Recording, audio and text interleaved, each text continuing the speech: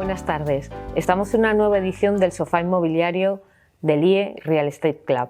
Y hoy tenemos aquí con nosotros a Pedro Abella. Pedro es director del Programa Superior de Empresas Inmobiliarias del IE, miembro del comité asesor del club y, por supuesto, es Asset Management y Managing Director de TELUF. Antes de seguiros dando datos o información sobre él, mejor que se presente él mismo. Pedro. Muchas gracias, Gemma. Pues nada, muchas gracias a todos los que estáis ahí detrás. Para mí es un honor estar aquí hoy en estas entrevistas de Sofá Inmobiliario y que me hayáis invitado a estas entrevistas. Bueno, efectivamente, son muchos años ya dirigiendo el programa de dirección de empresas inmobiliarias, como dices. El Club de Real Estate se creó también hace bastante tiempo y, bueno, hemos estado haciendo, y sobre todo tú, con tanto tiempo de presidenta, ahora Raquel, estos formatos, conferencias, webinars, etcétera, que son tan interesantes para los alumni del programa. A modo de presentación, nada, decir que llevo 36 años, un poquito más, trabajando en el sector inmobiliario. Empecé mi carrera en el CBRE durante 13 años, después pasé 7 años en Nexity haciendo promoción, 10 años en Stamp Europe, después estuve también en un fondo de inversión que se llama HIG, y ahora llevo 2 años y medio en Terus, donde estamos haciendo proyectos muy interesantes, muy chulos de promoción, sobre todo de oficinas, aunque tenemos ya algunos proyectos de co-living y algunos proyectos de retail park, de parque de medianas y de logístico. Así que nada, muy agradecido de estar aquí. Muchas gracias, Pedro. Pues nada, arrancamos con las preguntas. Como a todos nuestros entrevistados, me gustaría preguntarte, y más a ti, ¿no?, que tan buenos consejos nos has dado a los que hemos pasado por el programa o por el IE, ¿cuál es el mejor consejo que te han dado para tu vida profesional y quizás que te haya valido también para la personal? Bueno, en los años que llevo trabajando, como puedes imaginar, muchos consejos. Tengo un recuerdo que además comento muchas veces y fue nada más empezar a trabajar en el año 86. Y estaba con Francis Pons, que en aquel tiempo era el presidente de CBRE, Richard Ellis entonces, y tuve que hacer una carta en inglés para él, me pidió, y en aquel momento no había ordenadores, se hacía en máquina de escribir, y entonces tuve un typo en el nombre de la persona a quien dirigía la carta, y me dijo: Pedro, te puedes equivocar en el texto, te puedes equivocar en una cifra, pero jamás te puedes equivocar en el nombre de la persona. Entonces, no es solamente el hecho de un typo en un nombre, sino a quién me dirijo, quién es la persona. Esto es un trato de personas, no es simplemente una carta. Al final los negocios son entre personas, ¿no? Y creo que ese es un consejo que he llevado toda mi vida y jamás fallo en un nombre. A mí me resulta a veces cuando recibes un email: hola Pablo, ¿cómo estás? Y digo, hombre, ya lees mal el email, ya dices, joder, no cuesta mucho, ¿no? Sí, desde luego. Entonces, ya bien no te entra, eso seguro. Y por eso no es simplemente el hecho de la carta o del nombre, sino de con quién estoy hablando. Estoy dirigiéndome a alguien, estoy tratando con alguien, estoy haciendo negocios con alguien, con personas al final. Sí, buen consejo. ¿Y de qué te sientes más orgulloso en toda tu trayectoria? Y por el contrario, ¿qué decisiones o qué cosas cambiarías? Bueno, la verdad es que orgulloso, he tenido la gran suerte de haber pasado por todas las áreas del inmobiliario, ¿no? Un poco cuando me llamaron para dirigir el programa de dirección de empresas inmobiliarias, un poco la base era esta, ¿no? Yo había hecho consultoría, había hecho promoción, había hecho asset management, había estado en fondos de inversión y entonces el haber pasado por todas estas áreas creo que es muy importante. Y a muchos jóvenes que me preguntan, oye, crees que es lo más importante? Y bueno, lo más importante, y que para mucha gente pues no es importante, es el property management. Cuando yo empecé se llamaba administración de inmuebles, ahora queda más chulo property management. Entonces, es saber cómo funciona un edificio por dentro, ¿no? Porque es muy importante para diferenciarse también de de lo que llaman el Excel Investor, ¿no? Decir, no, aquí hay esto. Dice, ya, pero es que mira, no funciona el aire acondicionado y hay que arreglarlo, que eso es parte del inmobiliario también, ¿no? Y es ese equilibrio entre lo que es puro real estate y lo que es inversión, lo que es financiero, ¿no? Y creo que eso es importante. Y luego las valoraciones. Entonces, el haber pasado por distintas áreas, creo que por todas las áreas del inmobiliario, creo que es un bagaje muy, muy interesante. Y precisamente por este bagaje tan amplio, ¿qué proyecto te hubiera gustado hacer o qué deal te hubiera gustado haber cerrado tú? Sí. La verdad es que en eso también he tenido mucha suerte, porque he tenido la oportunidad de hacer proyectos muy chulos. La sede de Iberdrola en la época de Nexity, la sede de BNP, la anterior, Parque Empresarial Las Mercedes, ahora pues con Terus, proyectos como el de ING que hicimos con Azora y luego con Blackstone, el edificio Los Cubos, la sede de L'Oréal actualmente, bueno, proyectos que conocéis. Y son proyectos que me gustan mucho. Tengo que decir que yo soy muy de proyecto, muy inmobiliario, ¿no? Hay gente que dice, oye, ¿por qué no has montado una empresa? Y tal. Bueno, es que a mí lo que me gusta es hacer los proyectos, ¿no? Y nunca he tenido el capital para hacerlo yo, ¿no? Entonces, no ha habido un proyecto inmobiliario que realmente eche de menos o que me hubiera gustado hacer. Pero después de también más de 12 años en el IE, si hay un proyecto que he buscado mucho tiempo y que he intentado hacer, que es hacer una carrera de real estate, como hay en Inglaterra, en Reading, en Londres, en Cambridge con Economics, en Francia hay muchos, en Reino Unido. Y estando dentro del IE, pues me pareció algo que muy interesante, porque ¿qué tiene que hacer los chavales que dicen, oye, yo quiero hacer proyectos inmobiliarios, yo quiero trabajar en el mundo de real estate? Pues tienen que hacer arquitectura, tienen que hacer económicas, tienen que hacer ADE y después hacerse un programa como el nuestro para poder trabajar en el mundo inmobiliario, ¿no? Entonces, creo que en España falta eso. Y bueno, pues también el IE es un mundo muy complejo y ha sido difícil hasta ahora el poder hacerlo, pero bueno, no cejo en el empeño. Aprovechando que hablas de esta formación, ¿no? que aporta el IE en programas específicos inmobiliarios, ¿qué importancias crees que tiene la formación para las personas que se quieran dedicar al sector, que nos hemos querido dedicar, el que se formen en lugares donde haya esta formación específica? Es fundamental, es precisamente de lo que estaba diciendo, es decir, no voy a hacer un derecho, no voy a hacer una arquitectura para hacer inmobiliario, sino que voy a hacer una carrera inmobiliaria. La formación específica en inmobiliario creo que es muy interesante y muy importante para conocer bien los proyectos, para conocer bien las diferentes áreas, para conocer bien cómo funciona el capital, porque al final el capital es lo que manda hoy en día.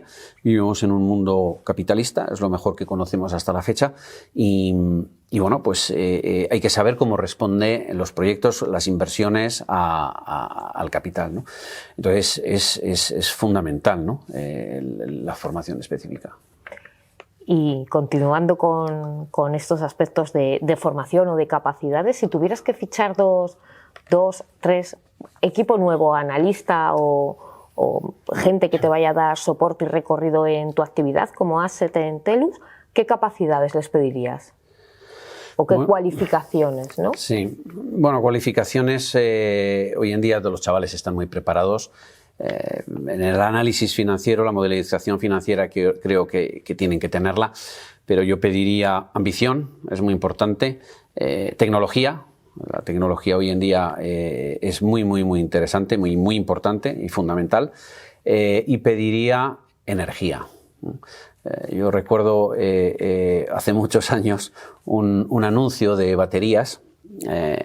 Era la época cuando los coches tenían 16 válvulas, turbo, intercooler, y precisamente el anuncio decía eso.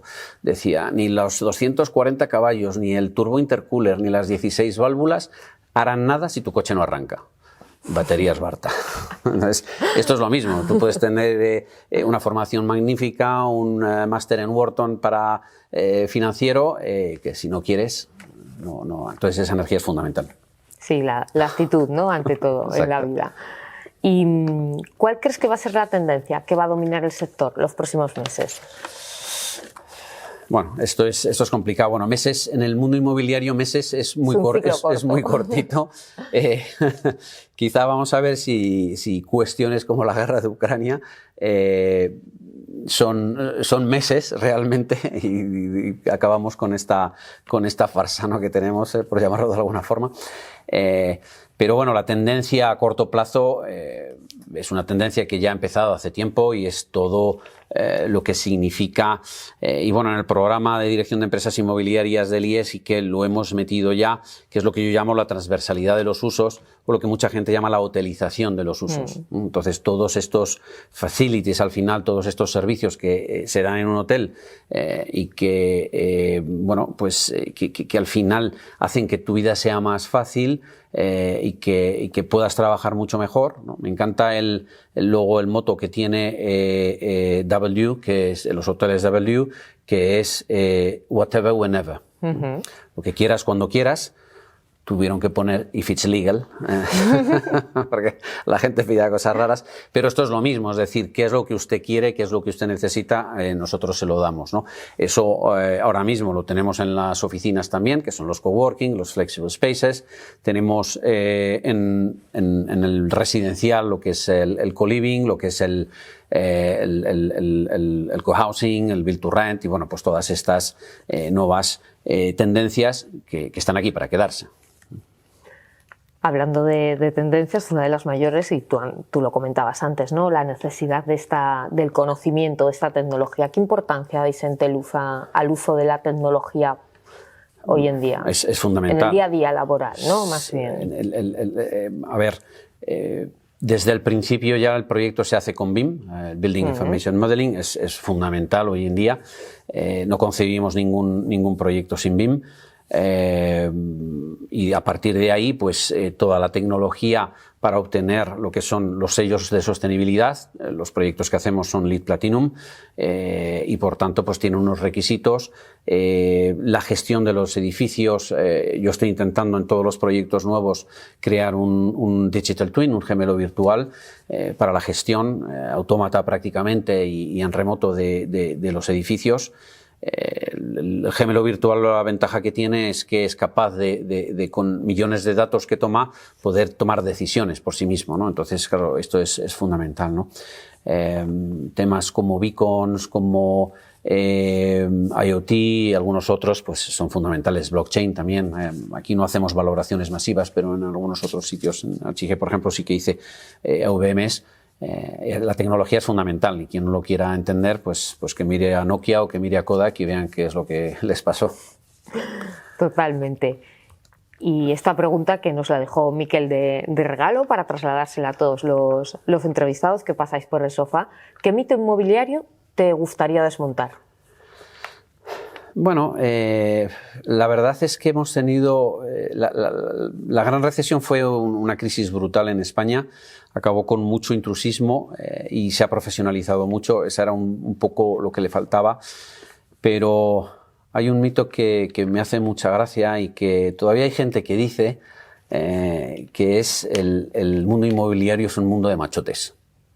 Entonces, bueno, tenemos aquí ya un 50%. En el programa de dirección de empresas inmobiliarias lo vemos, cada vez hay más mujeres. Hemos tenido cursos con más mujeres que hombres. Ahora mismo estamos prácticamente al 50% en casi todos los programas. La mayoría de los número uno, como fue tu caso, han sido mujeres. Y la verdad es que eso es totalmente un mito, ¿no? Que todavía se sigue diciendo, pero bueno. Buen mito para desmontar, buen mito. ¿Y dónde te podríamos ver si no fuera en el sector inmobiliario? ¿Qué te hubiera gustado ser? La verdad es que me hubierais encontrado en una cocina. Mi madre es de Bilbao, mi abuela de Bilbao. Yo cocino desde que tengo 5 años. Me encanta la cocina, creo que porque me gusta comer, que muchas veces es por lo que empieza el gusto a la cocina. Lo que pasa es que cuando mi padre me dijo ¿qué quieres hacer? Yo le dije, pues yo quiero ser cocinero. Y entonces, en aquellos años, aquí no había escuelas de cocina, había que irse a Francia o a restaurantes en Francia, pues de Paul Bocuse, como hizo Adrià, o como hicieron muchos chefs famosos, o en una escuela de cocina en Suiza. Claro, cuando mi padre miró la escuela en Suiza y no teníamos muchos recursos, dijo, busca otra cosa que te guste, anda. Bueno, al menos es algo que puedes ejercer. Exacto. En casa, aunque sea los fines de semana. Vamos a dar paso a las preguntas de los socios, a la selección que hemos hecho de las preguntas que han llegado. Y bueno, la primera de ellas viene muy adecuada a raíz de un tema que justo antes comentábamos, ¿no? Que es, ¿cuál es la mayor dificultad que os estáis encontrando ahora a la hora de comercializar cualquier promoción, sí, tanto en venta como en renta, ¿no? Sí. Lo pregunta Victoria de No Follow Marketing. Uh-huh. La verdad es que la dificultad es alquilarlo o venderlo antes de terminar la obra. Es decir, que hoy en día, y como decía antes, lo que manda es el capital. El capital, en cuanto se acaba la obra, empieza a requerir caja. Si no tienes caja, pues la máquina de contar empieza a contar. Bueno, empieza a contar desde mucho antes, pero ya ahí en lo que son los ingresos, ¿no? En lo que es la caja. Entonces esa es la gran dificultad.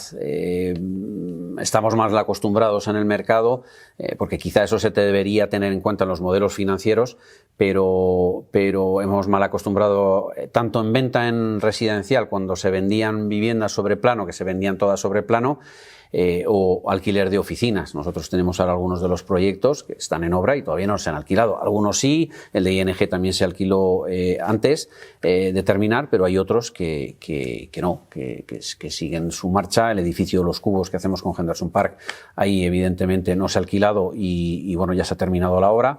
Y hay otros dos proyectos que están en curso ahora mismo y no se han alquilado. De momento no es problemático, pero luego efectivamente empieza a ser problemático. Y sobre todo para el tema de encontrar un inversor final que compre al final en la entrega del edificio y para la financiación. Hoy sin caja los bancos es muy difícil, salvo que sea con fondos de deuda. Bueno, igual está lo que también comentábamos antes, ¿no? Que nos hemos mal acostumbrado a una tempranísima colocación de las cosas en el mercado.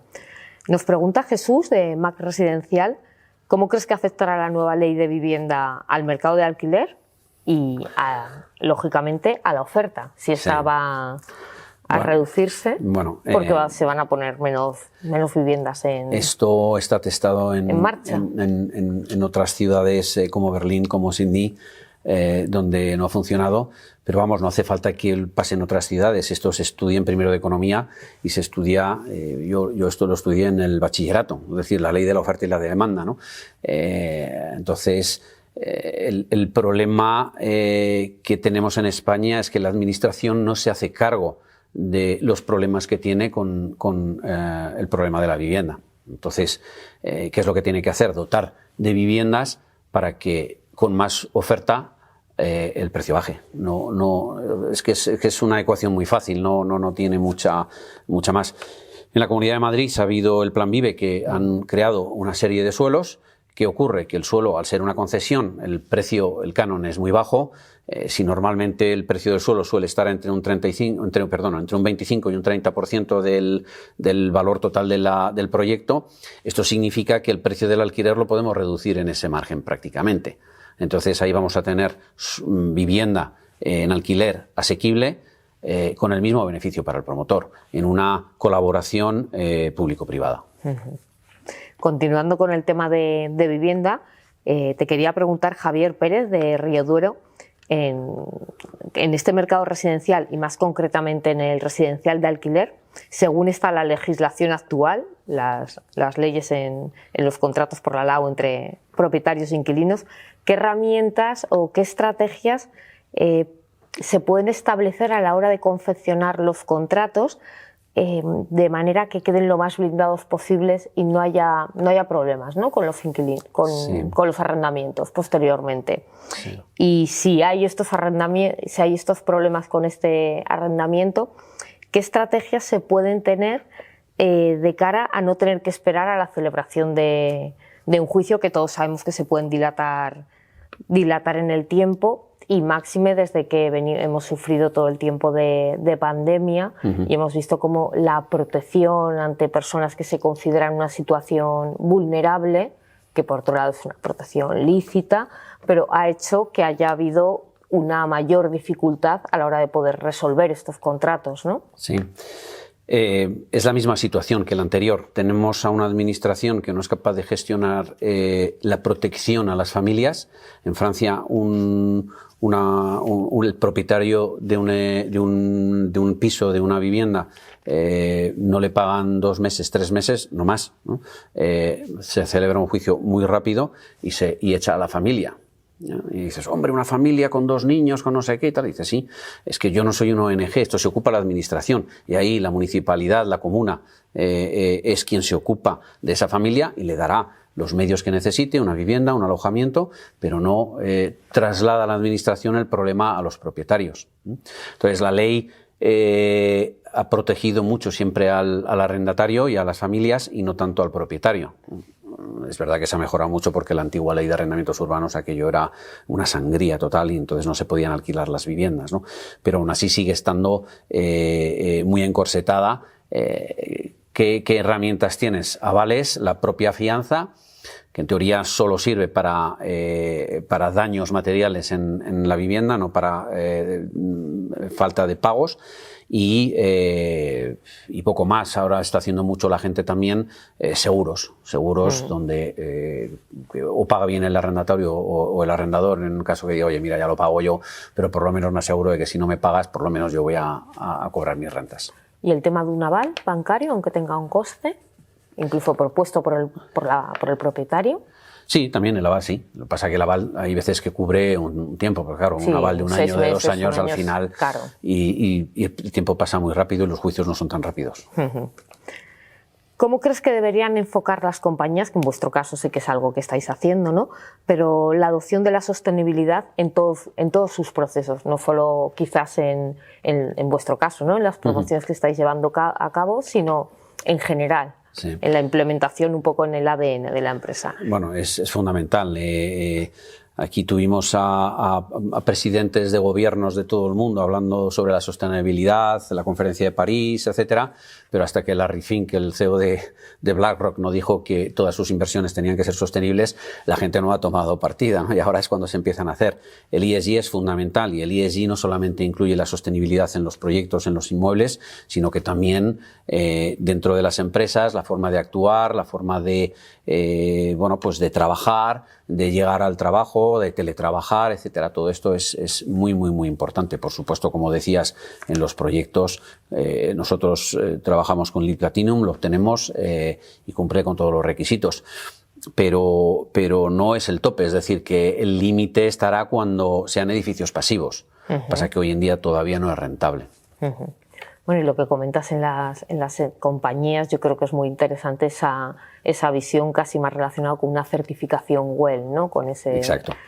well-being Sí. Lo que pasa es que eso depende más de los arrendatarios. El propietario puede poner ciertas condiciones, características que ayuden al WELL. Con el LEED Platinum ya tienes bastantes créditos para obtener el WELL y un WELL también Platinum o WELL Gold, pero hay muchas cuestiones que dependen del inquilino, de cómo trabajan, de si tienen plantas, de si tienen luz natural, bueno, pues... Sí, incluso los elementos que hay de agua, iluminación, alimentación, etcétera. Pero bueno, yo creo que es una necesidad y una tendencia imparable.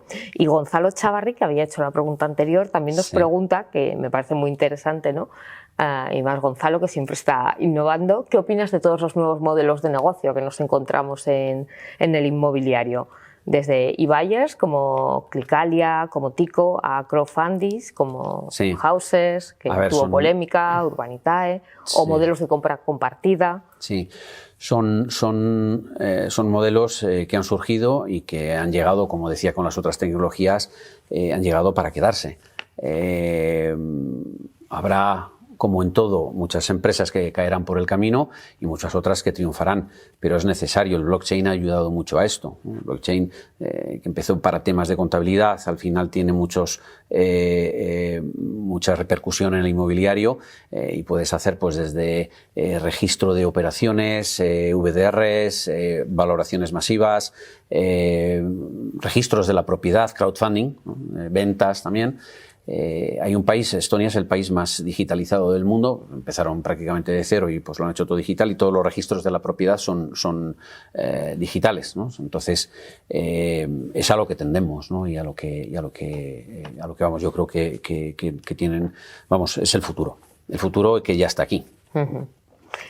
Y volviendo a modelos más tradicionales, como en lo que tú eres un auténtico experto y estarás muy focalizado, que es la promoción de oficinas, ¿qué tendencias ves o qué oportunidades o qué fortaleza le ves al mercado de la oficina tradicional, pero un mercado de oficina Prime? Y con Prime me refiero no solo por ubicación, sino por tipología arquitectónica, ¿no? Y de edificio, ¿no? Sí, frente a todas las nuevas tendencias que nos hemos encontrado de esta mayor flexibilidad, esta menor necesidad de metros cuadrados, ¿no? En renta. Sí, esa es la disyuntiva en la que estamos ahora mismo, después de la pandemia, porque la pandemia ha venido bien para algunas otras cosas, ¿no? Como dice el dicho español, no hay mal que por bien no venga, y ver que de repente, oye, que podemos teletrabajar, que había herramientas de conferencia, de videoconferencia que podíamos usar y que no usábamos, ¿no? Oye, no, pues ya a tu oficina, ¿no?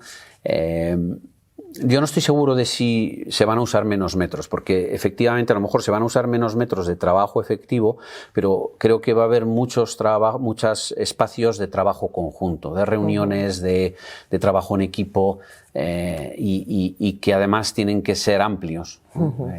Entonces, tenemos que ver ahí cuál va a ser el equilibrio entre unos metros y otros, ¿no? Pero, por supuesto, el tema de coworking, el tema de teletrabajo, el tema de espacios flexibles con servicios, es algo que ha llegado también para quedarse, ¿no? El problema que están teniendo ahora las empresas es que todavía no saben cuántos metros van a necesitar, precisamente porque no saben cuánta gente va a teletrabajar, si van a teletrabajar 2 días, ninguno, muchos o todos, y no saben los metros que realmente necesitan, ¿no? Pero ahí hay algo que es interesante para el mercado y es lo que hablábamos antes, la sostenibilidad y el cumplimiento de los ODS 2030 para desarrollar nuevos edificios y reconvertir o reformar los que son antiguos y no son sostenibles. Y continuando con las oficinas, nos pregunta Natalia de Carelles Inmobiliaria, ¿cómo ves el baremo o el termómetro de precios en Gran Vía ahora mismo para oficina, tanto en renta como en compra? Sí. Bueno, a ver, la Gran Vía históricamente fue una calle que empezó con oficinas, entonces eran agencias de viaje, en los años 60, 70, después pues fueron pasando a más oficinas, después a casas de pensiones, una planta que tenían habitaciones, pensiones, después se ha degradado un poco, se ha recuperado otra vez, ahora hay mucho comercio, mucho retail, y hay oficinas también, ¿no? Realmente no sé que hay diferencia entre unos tramos de la Gran Vía u otros, más cerca de Alcalá, más cerca de Callao, más cerca de Plaza de España, se está reconvirtiendo, pero veo más un futuro próximo más hotelero y más retail que de oficinas. Entonces, pero bueno, esto puede cambiar, es una pregunta muy específica. Igual serías cauto, ¿no? Por el momento. Sí. Nos pregunta Miguel de Solvia, ¿cómo crees que, o qué conocimiento tienen o cómo crees que valoran las empresas del sector los alumnos o el tener la titulación de un programa como el de dirección de empresas inmobiliarias? ¿Crees que es diferenciador? Es muy diferenciador. A ver, lo decíamos al principio de esta entrevista, es fundamental. Nuestro programa es un programa donde se aprende mucho, se aprende en muchas áreas, y ha servido, yo lo veo todos los días en LinkedIn, felicita a fulanito, a fulanita por su nuevo puesto, y mira, pues esta persona hizo el programa, ¿no? Está muy reconocido entre las empresas, los profesores son presidentes, directores generales, CEOs de grandes empresas relacionadas con el mundo inmobiliario, se fijan en las personas y saben que son personas, estudiantes y profesionales muy polivalentes, ¿no? Y hoy en día pues también se requiere eso, personas muy polivalentes, sobre todo en las grandes consultoras donde hoy puedes estar en un departamento y mañana en otro. Doy fe Das fe, ¿no? de la utilidad y lo interesante del programa.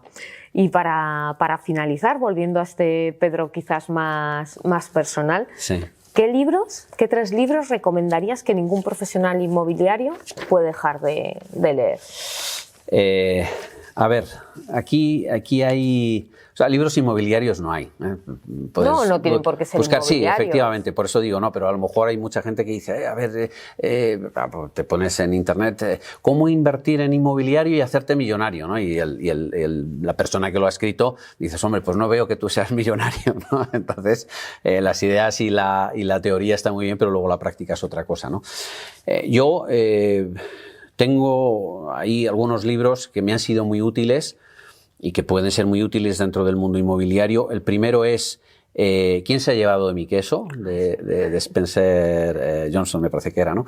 Es un libro muy cortito, pero es muy educativo, muy ilustrativo, de que estamos en constante cambio siempre y que lo que tú tienes se acaba. Y si no te mueves para estar buscando, en cuanto se te acaba tu queso, en este caso, te has quedado sin queso. Entonces, a la vez que te estás comiendo el queso, tienes que estar buscando, ¿no? Es muy sencillo, por hacerlo muy cortito. Y creo que en la vida real, en el mundo inmobiliario, en las operaciones, hay que estar así, ¿no? El segundo libro que podría recomendar es Silver Surfers, de Raquel Roca. Quizá un poco porque me toque a mí más, los Silver Surfers, ella habla de la generación Silver, los que ya tenemos y peinamos canas, y porque vamos a seguir teniendo talento durante mucho tiempo. Es decir, que yo no veo a nuestra generación a los 65 años jubilándose, entre otras cosas porque seguramente vamos a tener que trabajar más. Ese talento hay que pagarlo, aunque a lo mejor ya los sueldos no sean los mismos que cuando has estado en plena efervescencia, pero vamos a tener dinero y por tanto hay que tenerlos en cuenta. Y tenerlos en cuenta, y dentro del mundo inmobiliario van a demandar viviendas, van a demandar espacios, por supuesto, tipo co-living, tipo senior living, etcétera, ¿no? Y sobre todo que van a tener dinero para gastar. Eso es muy importante y esto lo revela Raquel. Es un libro con mucho dato, ¿no? Entonces es un poco denso, pero es con mucho dato. Y el definitivo, para mí, lo leí hace muchos años, alguna vez lo he releído en tramos, es La caverna de Saramago. Haciéndolo muy cortito, Saramago plantea, se basa por supuesto en La caverna de Platón en República, pero es un señor que es alfarero, que tiene 64 años, a punto de jubilarse, y hace figuritas de barro, y su yerno y su hija pues trabajan en un centro comercial. El centro comercial en el libro es un centro comercial gigantesco, con viviendas, con hotel, con oficinas, es decir, todo lo que necesitamos en un complejo, ¿vale? Esa es la caverna, ¿no? Y es a lo que vamos y lo que estamos viendo y lo que comentábamos, oye, todos los usos, todos los servicios, todos juntos, ¿vale? Esto es el futuro, pero es que lo que viene es el metaverso, entonces es la próxima caverna, y quien no lo quiera ver, pues es así, ¿no? Entonces, Saramago hace ensayo y es filósofo, y entonces tiene mucho contenido contra el consumismo también, no contra, sino advirtiendo del consumismo y saber cómo gestionarlo, ¿no? Entonces, es muy interesante. ¿Y 3 podcasts o 3 creadores de contenido o simplemente articulistas que sigas Sí. o que te parezcan interesantes para recomendar? La verdad es que sigo pocos, porque yo creo que en el mundo inmobiliario poca gente escribe, ¿no? Y tendríamos mucho que escribir, ¿no? Grandes profesionales, grandes empresarios que han hecho mucho para el mundo inmobiliario en este país no escriben, y creo que deberían escribir. A lo mejor tenemos que esperar a sus memorias, pero no escriben, ¿no? Yo sigo mucho a Ignacio de la Torre. Ignacio de la Torre, desde que leí su The Case for Spain en 2012, es que acertó absolutamente todo. Te rebate temas, pues una hora Larry Fink que ha hecho hace poco sobre el fin de la globalización. Ignacio se lo desmonta todo. Ignacio, tengo que decir que es profesor de finanzas del IE y es director del máster de finanzas. Entonces, creo que es una persona muy analítica y me gusta leer mucho sus contenidos. Son más bien económicos que inmobiliarios, pero bueno, inmobiliario creo que hay poco. Y para finalizar, ¿quién crees que debería de pasar por este sofá? ¿A quién deberíamos invitar? hay muchas personas. En el IE tenemos profesores que son verdaderos cracks del inmobiliario, como se te diría Alfonso Benavides, Luis Basagoiti, Luis Pereda, o su hermano Miguel también, que también da clases a veces. Pero quizás por cercanía me gustaría recomendar a Olivier Crambat, que es el fundador y CEO de Terus, y que bueno, ha sido una persona que no se le ha visto mucho en prensa, no se le ha visto mucho, pero creo que ha hecho un trabajo muy brillante, ¿no?, con toda su carrera profesional en España. Bueno, pues queda pendiente que nos ayudes a acercarnos a él. Sí. Muchísimas gracias, Pedro. Gracias por tu tiempo y por compartir tu conocimiento con nosotros. Muy bien, muchas gracias a vosotros y gracias a todos.